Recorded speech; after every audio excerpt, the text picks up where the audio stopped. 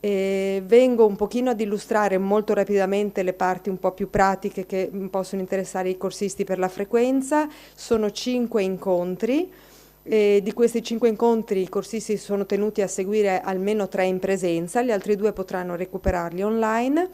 La modalità di recupero online è la visione dei filmati che noi andremo a caricare sulla pagina web dedicata al corso e poi l'inserimento di commenti circostanziati nei forum che volta per volta apriamo nella piattaforma Moodle e che vi illustrerò adesso brevemente e per la quale piattaforma invierò a tutti le credenziali a partire da questo pomeriggio durante la lezione e poi nella giornata di domani, insomma dovreste riceverle tutti quanti.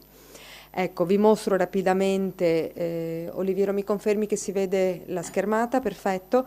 Allora, questa è la pagina web dedicata al corso dove c'è un po' tutta la descrizione e con le modalità di svolgimento che vi ho accennato. Qui sotto i titoli di ciascuna lezione troverete progressivamente caricati i filmati. Mostro molto rapidamente, che restano naturalmente a disposizione per consultazione di tutti, una delle precedenti edizioni, giusto per capire come va a configurarsi la pagina con i filmati. Eccola qui. Generalmente abbiamo dalle 2 alle 3 parti a seconda, perché facciamo una prima parte, poi ci fermiamo, raccogliamo qualche domanda, poi si parte con il laboratorio e poi si fa la chiusura. Insomma, a seconda poi delle comunicazioni che ci sono nel corso della lezione, carichiamo dai 2 ai 4 filmati. Generalmente il primo è quello della lezione più corposo, poi gli altri invece sono più riferiti alle domande al laboratorio. E questi filmati restano a disposizione per la consultazione senza limiti di tempo. Per quanto riguarda la piattaforma Moodle, invece, anche a quella potete accedere sempre da questa pagina.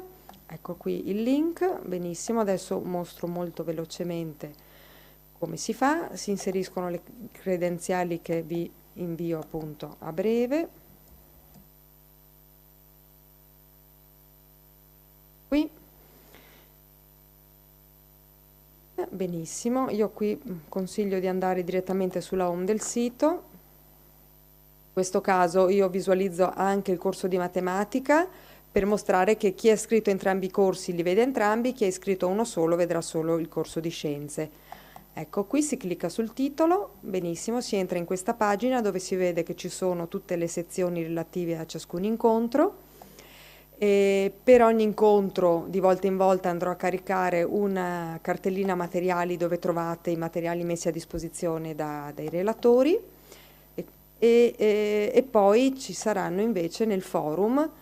Io sono iscritta su Venezia, quindi visualizzo di default quello di Venezia, però tutti quanti potete consultare le discussioni di tutti i forum, salvo il fatto che ciascun corsista ha accesso per inserire commenti solo nel forum al quale è iscritto e quindi compare la scritta rispondi.